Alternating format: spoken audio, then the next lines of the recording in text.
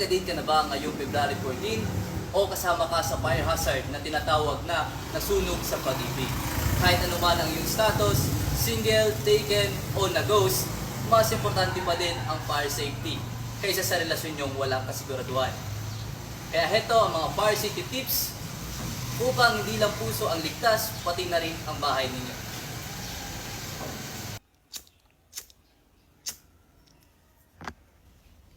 Candlelight dinner ba?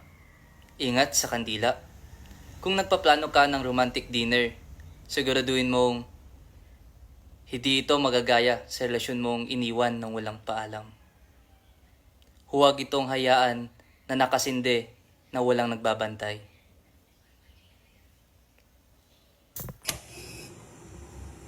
Kung nagluluto ka para sa mahal mo, siguraduhin mong hindi ka masyadong nadadala sa kilig.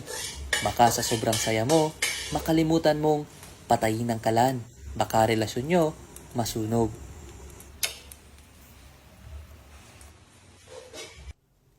Dapat may exit plan. Di tulad ng ex mo na biglang nawawala. Sa lahat ng bagay, mahalaga ang escape plan. Sa relasyon, para di ka maiwan sa ere. Sa bahay, para di ka matrap kung sakaling may sunog. Alamin ang emergency exits at siguraduhin may fire extinguisher kayo.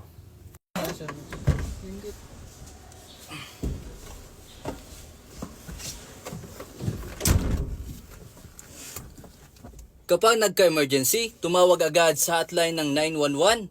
Huwag na sa ex mo na iniwan ka nung Pasko. Tandaan, mas mabuti ng single pero safe kaysa naman sa taken ka nga pero unsafe. FO1 Gisalba from San Pascual Fire Station. Serbisyong totoo, bawal ang paasa.